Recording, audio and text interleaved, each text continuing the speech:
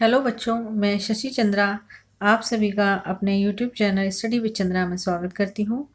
बच्चों, आज हम जो आपकी 9th क्लास की वर्कशीट है, वर्कशीट नंबर 53, इसको करेंगे। तो ये जो वर्कशीट है हिंदी की, दो बैलों की कथा, उसमें से ये जो है लिया गया है गद्य। और ये जो है आपके दो बैलों की कथा के जो राइटर हैं, लेखक हैं, वो हैं मुंशी प्रेमचंद जी। तो ये जो गद्यांश है ये आपका दो बैलों की कथा से लिया गया है। तो आइए शुरू करते हैं। आज दोनों के सामने फिर वही सूखा भूसा लाया गया। दोनों चुपचाप खड़े रहे। घर के लोग भोजन करने लगे। उस वक्त छोटी सी लड़की दो रोटियां लिए निकली और दोनों के मुंह में देकर चली गई। उस एक रोटी से इनकी भूख तो क्या शांत होती, पर दोनों के हृदय को मानो भोजन मिल गया हो। यहाँ किसी सज्जन का वास है, अर्थात किसी अच्छे जन का, कोई अच्छे लोग हैं जिनका यहाँ पर वास है, अर्थात जो यहाँ रहते हैं। लड़की भैरव की थी। लड़की भैरव की थी। उसकी माँ मर चुकी थी। सौतेली माँ उसे मारती थी, इसलिए इन बैलों से उसे एक प्रकार की आत्मीयता हो गई थी, अर्थात अपनापन हो गया था। तो इसका जो पहला प्रश्न है, दोनों बैलों को कैसा भोजन दिया गया। दूसरा, बैलों को रोटियां किसने खिलाई। तीसरा, उस एक रोटी से इनकी भूख तो क्या शांत होती, पर दोनों के हृदय को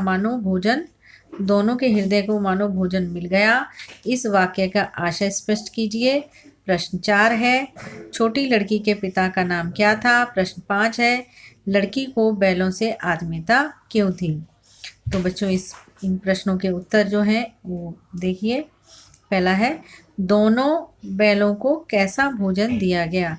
ये जो बैलों लिखा गया है बच्चों, यहाँ पर बा पे एक मात्रा और आएगी। बैलों को कैसा भोजन दिया गया, तो उत्तर है इसका, दोनों बैलों को भोजन में सूखा भूसा दिया गया।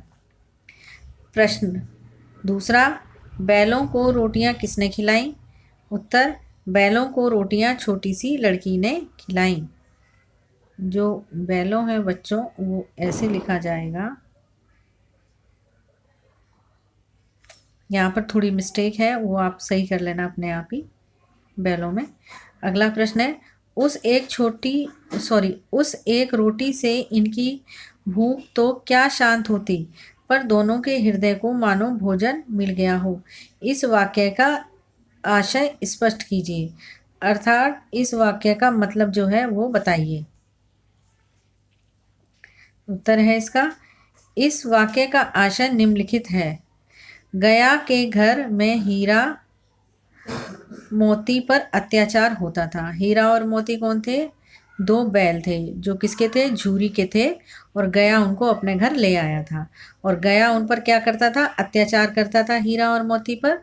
उनको ठीक से खाना नहीं देता था, भोजन नहीं देता था, उन्हें अच्छा भोजन नहीं मिलता था। गया की भतीजी रोज रात को हीरा और मोती को चुपके से एक एक रोटी खिला जाती थी। एक रोटी हीरा को और एक रोटी मोती को। दोनों बैलों के लिए एक रोटी पर्याप्त नहीं थी, अर्थात जो दोनों बैलों के लिए है वो एक रोटी जो है वो पूरी नहीं पड़ती थी, अतः उससे दोनों का पेट नहीं भर सकता था। पर हीरा और मोती को यह जानकर खुशी होती थी कि इस घर में एक बालिका तो है जो उन्हें प्यार करती है। यही उनके हृदय का भोजन था। बच्चों, यहाँ पर जो खुशी लिखा हो गया है इसको आप सही कर लें। खुशी ऐसे लिखा जाएगा। अगला प्रश्न है, छोटी लड़की के पिता का नाम क्या था। छोटी लड़की के पिता का नाम भैरव था। भैरव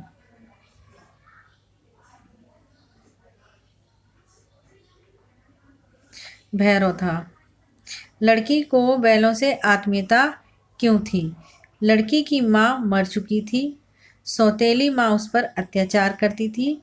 हीरा और मोती पर अत्याचार देखकर उसके मन में उन बैलों के प्रति आत्मीयता थी। अर्थात उन बैलों के लिए उसके मन में भी अपनापन आ गया था। तो बच्चों ये थी आपकी वर्कशीट नंबर 53। आशा करती हूँ आपको अच्छे से समझ में आई होगी।